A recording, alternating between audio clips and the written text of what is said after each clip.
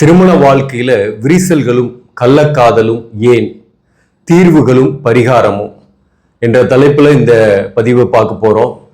திருமண வாழ்க்கை என்பதே பேசிக்கலா இன விருத்தி தான். தாம்பத்திய சுகம் அடிப்படை. இந்த உலகம் இயங்குறதே அடிப்படையான விஷயம் இன விருத்தி. அதுக்கு பேசிக் தாம்பத்திய சுகம். ரெண்டாவதா பணம், செல்வ நிலை, ஸ்டேட்டஸ், எல்லாமே வேலை, இதெல்லாம். ஆனா முதல்ல முக்கியமா எதை பார்க்கணும் அப்படின்னாக்க, மேரேஜ் லைஃபுக்கு உண்டான தாம்பத்திய வாழ்க்கை எப்படி அவங்க அனுபவிப்பாங்க, அல்லது தாம்பத்திய வாழ்க்கை கிடைக்குமா, அதாவது அவங்க காமம் எந்த அளவுக்கு அவங்களுக்கு கிடைக்கும், அல்லது காமம் அவங்களுக்கு எந்த அளவுக்கு இருக்கும், அதுக்கு ஈக்குவலான மேட்சிங் இருக்கா. ஜாடிக்கேற்ற மூடியை நம்ம போட்டாதான் எப்பயுமே அது பிரியாம இருக்கும். நம்ம அது லூஸாவோ அல்லது ரொம்ப ஒரு பொருத்தம் இல்லாத ஒரு மூடியை போட்டால் அது செட் ஆகாது. ஸோ அப்போ அந்த ஜாடியும் மூடியும் பிரியக்கூடிய சூழ்நிலையை ஏற்படுத்தும்.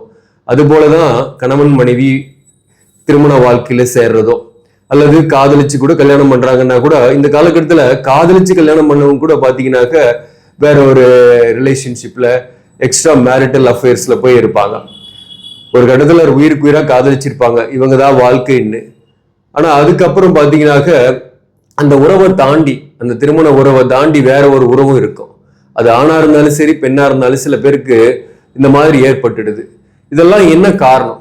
ரொம்ப எதிர்பார்ப்போட திருமண வாழ்க்கையில நுழையிறாங்க. காதலிச்சு கல்யாணம் பண்றவங்களும் சரி, அல்லது அரேஞ்ச்டு மேரேஜ் பண்றவங்களுமே ரொம்ப ஒரு எதிர்பார்ப்போட மகிழ்ச்சியா இருக்கலாம், தாம்பத்திய சுகம் பெறலாம் அப்படின்ற ஓவர் எக்ஸ்பெக்டேஷனும் சில பேர் எதிர்பார்ப்போடு நுழைவாங்க.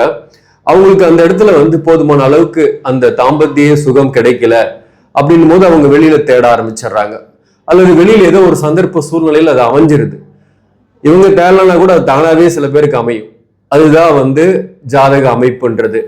அப்படி அமையும் போது அதை பயன்படுத்தி கொள்ளக்கூடிய சூழ்நிலை காலகட்டமாகவும் இருக்கும். ஒரு தசாபுக்தி சரியில்லை, கோச்சாரத்திலையும் சரியில்லைன்னா அந்த நேரம் வெளி உறவுகள்ல விழுந்துடக்கூடிய சூழ்நிலை ஏற்படும். அப்போ திருமண உறவு பிரிவுகளை சந்திக்குது. சில பேருக்குலாம் திருமண வாழ்க்கையில பயமும் இருக்கும். கல்யாணம் பண்ணா தன்னுடைய வாழ்க்கை துணையோட திருப்திப்படுத்த முடியுமா, அதனால பிரச்சனை வருமோ அப்படின்ற ஒரு பயத்தோடையும் திருமண உறவுல சிலர் என்ட்ரி ஆவாங்க. சில பேர் திருமணம் பண்ணாம கூட சில பேர் இருப்பாங்க. இதுவும் ஒரு கொஞ்சம் பேர் இருப்பாங்க. ஸோ இந்த மாதிரியும் இதெல்லாம் ஏன் ஏற்படுது, இதுக்கு என்ன காரணம், இதுக்கு பரிகாரம் இருக்கா, அல்லது என்ன வாழ்வியல் நடைமுறையை நம்ம ஃபாலோ பண்ணணும் அப்படின்ற விஷயத்தை தான் இந்த வீடியோல நாம பார்க்க போறோம். வணக்கம், நான் உங்கள் ஆஸ்ட்ரோ பழனி சுவாமிகள். இந்த சேனலை பொறுத்தவரையிலும் சரியான ஜோதிட தகவல்களும் சரியான கைடன்ஸும் தரக்கூடிய சேனல். நீங்க விருப்பப்பட்டாக சப்ஸ்கிரைப் பண்ணி தொடர்ந்து பாருங்க. இந்த வீடியோ பிடிச்சிருந்தாலே லைக் பண்ண மறக்காதீங்க. நண்பர்கள் உறவுகளுக்கு ஷேர் பண்ணுங்க. திருமண பொருத்தம் பார்க்கறதுல முக்கியமான பொருத்தம் செவ்வாய் தோஷம், அதாவது தோஷ சாமின்னு சொல்லுவாங்க. அதுல ராகு கேது தோஷம் பார்க்கும். இந்த செவ்வாய் தோஷம், கலஸ்திர தோஷம், இது ரொம்ப ரொம்ப முக்கியமா பார்க்க வேண்டிய அம்சம். இப்ப இந்த ராகு கேது தோஷன்றது ஒன்னியல்ல இருக்கு அப்படின்னா அது கலஸ்திர தோஷமாவும் கன்சிடர் பண்ணணும். அது வெறும் ராகு கேது தோஷம்னு சொல்லி கடந்து போகக்கூடாது. அதே போல செவ்வாய் தோஷம் தான் ஒருத்தருக்கு இந்த கள்ளக்காதலை ஏற்படுத்துது. இந்த செவ்வாய் தோஷம் ஒருத்தருக்கு இருக்கு, வீரியமா இருக்கு, ஒருத்தருக்கு செவ்வாய் தோஷம் இல்லை, லக்னத்துக்கு இல்லை, ராசிக்கு தான் இருக்கு, அல்லது செவ்வாய் தோஷமே இல்லை அப்படின்னு வச்சுங்களேன். ஒருத்தருக்கு கடுமையான செவ்வாய் தோஷம் இருக்கு, ஒருத்தருக்கு செவ்வாய் தோஷமே இல்லை.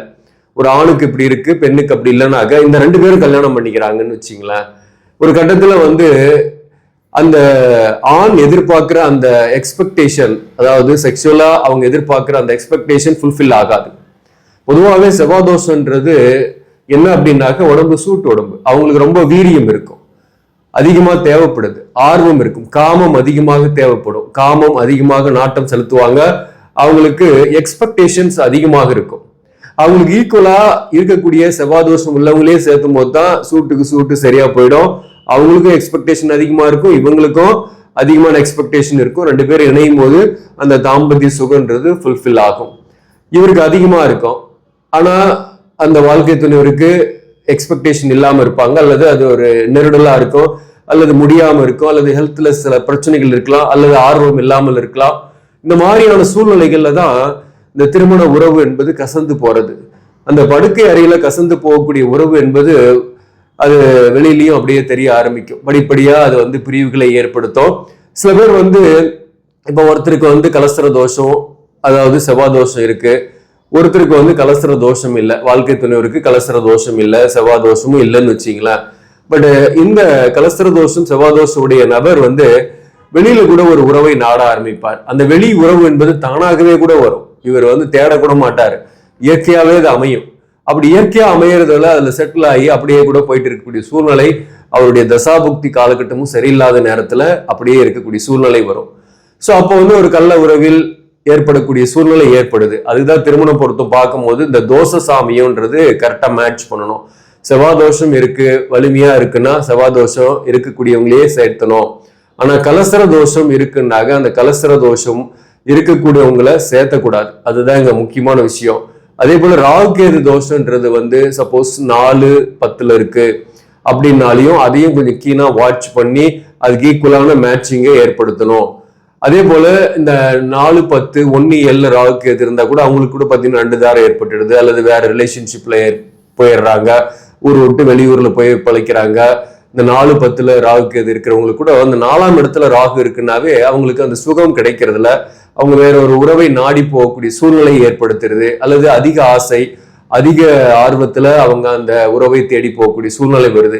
இப்படி இந்த கிரகங்களை மட்டுமே நம்ம வச்சு சொல்லாம இதற்கான சந்தர்ப்பங்களும் வாய்ப்புகளும் எப்படி கிடைக்கும் அப்படின்ற விஷயத்தையும் நம்ம ஜாதகத்துல பார்க்கும்போது சுக்கிரன் புதன் இந்த கிரக சேர்க்கை, சந்திரன், இந்த சுக்கிரன் புதன் சந்திரன் இதெல்லாம் வந்து பாத்தீங்கன்னாக்க ஒரு க்ளோஸா இணைஞ்சிருக்கு. இப்ப உதாரணத்துக்கு பாருங்க, ஒரு போட்டிருக்கேன் புதனும் சுக்கிரனும் க்ளோஸா இணைஞ்சிருக்கு. இங்க வந்து பாத்தீங்கன்னாக்க இது வந்து மூல நட்சத்திரத்துல இருக்குன்னு வச்சுங்களா. ரெண்டுமே லக்னம் வந்து துலாம் லக்னம், லக்னத்துக்கு 7 கூடியவன் செவ்வாய். இங்க இருந்து வக்கரமானாலே செவ்வாய் தோஷம் தான். வக்கரமானா இன்னொன்னு நாம நினைச்சுக்கலாம், இது வந்து கலஸ்திர தோஷம்னு நம்ம நினைச்சுக்கலாம். அதே போல இந்த செவ்வாய் வந்து சப்போஸ் 7ஆம் இடத்துல இல்ல 8ஆம் இடத்துல இருந்து வக்கரமா இருக்கு அப்படின்னாலையும் அது செவ்வாய் தோஷம் தான். ஒரு பெண்ணுக்கு இருந்தாக இதை வந்து ஒரு மாங்கல்ய தோஷமா வச்சுக்கலாம். இது வந்து சுப பார்வைகள் இல்லாத பட்சத்துல. அதே சுப பார்வை இருக்கு, குரு பார்வை இருக்குன்னாக அது மாங்கல்ய தோஷம் கிடையாது, ஆனா செவ்வாய் தோஷத்துல அது வரும். 8ஆம் இடத்துல செவ்வாய் இருக்குனாலையும் செவ்வாய் தோஷம் தான். 7ஆம் இடத்துல செவ்வாய் இருந்து இந்த வீட்டின் அதிபதி செவ்வாய் தான். வக்கரமானாக என்ன ஆகும், ஒரு தாரம் தாண்டி 2ஆம் தாரம் ஏற்படும், அது கலசர தோஷம் வித் செவ்வாய் தோஷம். அப்போ அடுத்தது 4ஆம் இடத்துல செவ்வாய், இங்க உச்ச செவ்வாய். இந்த உச்ச செவ்வாய் வக்கரமானாலையும் அதுவும் வந்து செவ்வாய் தோஷம் தான். அதாவது வக்கரமானாலையும் செவ்வாய் தோஷம் தான், வக்கரம் ஆவனாலையும் செவ்வாய் தோஷம் தான். இதுல வக்கரம் ஆயிடுச்சுனாக்க அவங்களுக்கு வேற ஒரு தொடர்புகள் ஏற்படுறதுக்கு அதிக வாய்ப்பு உண்டு. இப்ப 4ஆம் இடத்துல செவ்வாய் இருக்குன்னா அதிக ஆர்வம் உடையவர்களாக இருப்பாங்க, வாழ்க்கை துணைவர்கிட்ட அதிகமா எக்ஸ்பெக்டேஷன் பண்ணக்கூடியவர்களாக இருப்பாங்க, அதாவது அதிக காமம் அதிக உணர்வுகள் கொண்டவர்களாக இருப்பாங்க. அதே வந்து ஃபுல்ஃபில் பண்ண முடியாத சூழ்நிலையில் அவங்க வேற வெளியில தேடி போகக்கூடிய சூழ்நிலை ஏற்படுத்தும். அப்படி வெளி உறவுக்கு போகும்போது குடும்ப வாழ்க்கையில பிரிவுகளை சந்திக்கிறாங்க. அதே போல இந்த 2ஆம் இடத்துல செவ்வாய் ஆட்சி வீடு தான். இந்த 2ஆம் இடத்துல செவ்வாய் இருந்து அதுவும் செவ்வாய் தோஷம் தான். இப்ப இதுவும் இங்க இருக்குன்னு வச்சுங்களேன் செவ்வாய், இதுவுமே செவ்வாய் தோஷம் தான். 12ல செவ்வாய் இருந்தாலும் இதுவுமே செவ்வாய் தோஷம் தான். இப்போ ஒரு லக்னத்துக்கு 4ஆம் இடம் 7ஆம் இடம் 8ஆம் இடம் 12ஆம் இடம் 2ஆம் பாவகம், இந்த பாவகத்துல செவ்வாய் இருக்கு, வக்கரமா இருந்தாலும் சரி அல்லது செவ்வாய் இருந்தாலே அது செவ்வாய் தோஷம். அந்த செவ்வாய் தோஷத்துக்கு ஈக்குவலான செவ்வாய் தோஷம் உடையவரை திருமணம் செய்யணும். அது எப்படி செய்யறது? இப்போ ஒரு ஆணுடைய ஜாதகத்துல இப்போ 7ஆம் இடத்துல செவ்வாய் இருந்து வக்கரமா இருக்குன்னா பெண்ணுடைய ஜாதகத்துல 7ஆம் இடத்துல செவ்வாய் இருக்கணுமானா அப்படிதான் இருக்கக்கூடாது. பெண்ணுடைய ஜாதகத்துல 7ஆம் இடமும் 8ஆம் இடமும் காலியா இருக்கிறது தான் ரொம்ப முக்கியம். 7ஆம் இடமும் 8ஆம் இடமும் சுத்தமாக இருக்கணும். அப்போ 4ஆம் இடத்துல இருக்கிறத மாதிரியான செவ்வாயோ அல்லது 2ஆம் பாவகத்தில் இருக்கக்கூடிய செவ்வாயோ செலக்ட் பண்ணலாம். ஸோ ஆணுக்கு வந்து 7ஆம் இடத்துல செவ்வாய் இருக்குனாக பெண்ணுக்கு 2ஓ அல்லது 4ஓ இந்த பாவகத்தில் இருக்கக்கூடிய செவ்வாயை செலக்ட் பண்ணலாம். 12 கூட பாத்தீங்கன்னா இந்த 12ல செவ்வாய் இருக்கு. உதாரணமா இந்த துலாம் லக்னத்துக்கு 7 கூடியவன் 12ல இருக்கிறாருனாவே திருமணம் தாமதமாகும். மேலும் இங்க வந்து செவ்வாய் கடுமையான தோஷத்தை கொடுக்கும். விதி விலக்கு இல்லாத செவ்வாய் தோஷம் இருக்கு, விதி விலக்கு செவ்வாய் தோஷமும் இருக்கு. இப்போ வந்து விதி விலக்கு இல்லாத செவ்வாய் தோஷம் மேக்சிமம் இந்த மாதிரி கண்ணில செவ்வாய் வருது அல்லது மிதுனத்துல செவ்வாய் வருது அப்படின்னாக்க அதற்கு வந்து சுபகிரகத்தோட பார்வை இல்லாத பட்சத்துல விலக்கு இல்லாத செவ்வாய் தோஷம்.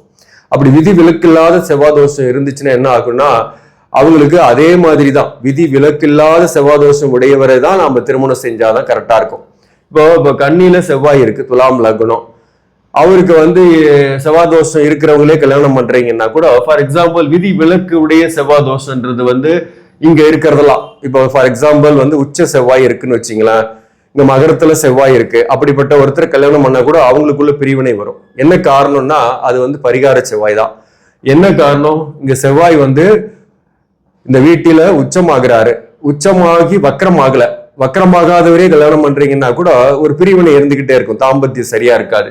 இந்த இடத்துல செவ்வாய் இருக்கு, சப்போஸ் ஆட்சி பெற்ற வீட்டில் செவ்வாய் இருந்தாலும் பரிகார செவ்வாய் தான், அல்லது இங்க மேஷத்துல செவ்வாய் இருக்கு, அதுவுமே பரிகார செவ்வாய் தான்.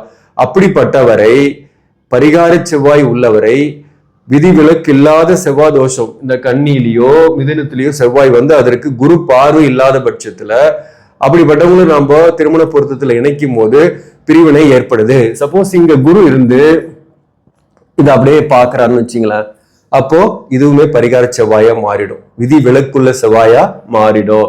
இப்படி இருக்குன்னாக அவங்களுக்கு வேணா இந்த மாதிரி 2ஆம் இடத்துல செவ்வாய் அல்லது 4ஆம் இடத்துல செவ்வாய் இருக்கிறவங்கள இணைக்கலாம் அப்படின்றது தான் நம்ம முக்கியமா தெரிஞ்சுக்க வேண்டிய விஷயம்.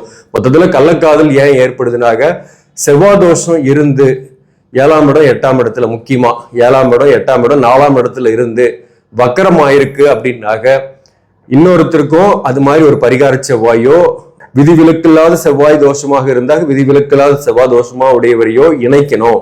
அதுதான் வந்து கரெக்டா இருக்கும். அப்பதான் வந்து பாத்தீங்கன்னாக்க இவங்களுடைய எதிர்பார்ப்புக்கு அவங்களும் ஈடு கொடுப்பாங்க. அதன் மூலம் திருமண வாழ்க்கையில பிரிவினைகள் இல்லாமல் இருக்கும். இது திருமண பொருத்தம் பார்க்கும்போது இதை நம்ம கடைபிடிச்சாவே கொஞ்சம் பொறுமையா ஆனா பார்க்க வேண்டியது இருக்கும். கடைபிடிச்சாவே வந்து பாத்தீங்கன்னாக்க திருமண வாழ்க்கையில பிரச்சனை இல்லாம போகும். நட்சத்திர பொருத்தம் 11 பொருத்தத்துக்கு இத்தனை பொருத்தம் வருதுன்றது தெரிஞ்சுக்கலாம். அதுல வந்து ராசி பொருத்தம், ராசி அதிபதி பொருத்தம், யோனி பொருத்தம், ரஜ்ஜி பொருத்தம், மகேந்திர பொருத்தம், இந்த பொருத்தங்கள் முக்கியமானது. இந்த பொருத்தத்தை பார்த்துங்க. இது செட் ஆச்சுனாக அடுத்தது மேற்கொண்டு ஜாதக பொருத்தத்தை ஒரு ஜோதிடரிடம், கற்றறிந்த அனுபவஸ்த ஜோதிடரிடம் கொடுத்து இந்த மாதிரி பொருத்தம் பார்த்துட்டு கல்யாணம் பண்ணீங்கன்னா திருமண வாழ்க்கையில பிரச்சனை கிடையாது. இன்னைக்கு வந்து மீடியா வேர்ல்டு, இன்னைக்கு எல்லா விஷயத்தையும் எல்லாமே பப்ளிக்கா பேசக்கூடிய சூழ்நிலை தான். அதே மாதிரி நுகர்வோர் கலாச்சாரம் அதிகம். இன்னைக்கு வந்து பாத்தீங்கன்னாக்க எதையும் வெளி சொல்லாம இது கிடைச்சா போதும், வாழ்க்கை இப்படியே கூட இருந்தலாம் அப்படின்னு 30 வருஷத்துக்கு முன்னாடி இருந்தது, பெண்களாகட்டும் ஆண்களாகட்டும். ஆனா இன்னைக்கு ஒண்ணு கிடைக்கல, ஒண்ணு அனுபவிக்க முடியலன்னா அதை உடனே வெளியே தேடக்கூடிய அந்த சுதந்திரம், அந்த தெளிவு, அந்த நாலேஜ் எல்லாமே இப்போ ஈஸியா கிடைக்குது. அதனாலதான் இன்னைக்கு இவ்வளவு பிரச்சனைகள் திருமண உறவுல நிறைய டிவோர்ஸ் போறதுக்கெல்லாம் காரணம். அப்போ நம்ம முடிந்த அளவுக்கு இந்த ஜாதக பொறுத்து இந்த மாதிரி ஒரு ப்ராப்பரா பார்த்துட்டாக ஓரளவுக்கு பெட்டரா இருக்கும். கொஞ்சம் நல்லா விசாரிச்சு கல்யாணம் பண்ணிங்கனாக்க பெட்டரா இருக்கும். இது வாழ்வியல் நடைமுறையில நம்ம செய்யக்கூடிய விஷயம். இதுக்கு பரிகாரம் என்ன இருக்கு? செவ்வாய் வந்து ஒருத்தருக்கு 7ஆம் இடத்துல 8ஆம் இடத்துல இருக்கு, அவங்களுக்கு கள்ள உறவு கண்டிப்பா ஏற்படுது ஏதோ ஒரு வகையில. வாழ்க்கை துணைவருக்கு அந்த மாதிரி இல்லாத பட்சத்துல, அதுதான் முக்கியமா சொல்றேன், வாழ்க்கை துணைவருக்கு அது மாதிரி இருந்தா ஏற்படாது. வாழ்க்கை துணைவருக்கு செவ்வாய் தோஷம் இல்லை, ஆணுக்கு வந்து இருக்கு, அல்லது பெண்ணுக்கு செவ்வாய் தோஷம் இருக்கு ஆணுக்கு இல்லைன்னா, ஒருத்தருக்கு அந்த செவ்வாய் தோஷம் உடைய நபருக்கு வந்து ஒரு கள்ள உறவு ஏற்படுதுன்னா அதற்கு பரிகாரம் என்ன அப்படின்னாக்க, அந்த ஏற்பட்ட உறவு தான், அதை விட்டு விலகிறதுக்கான கால சூழ்நிலை அவங்க ஜாதகப்படி தசாபுக்தி மாறும் போது ஏற்படும் ஒண்ணு.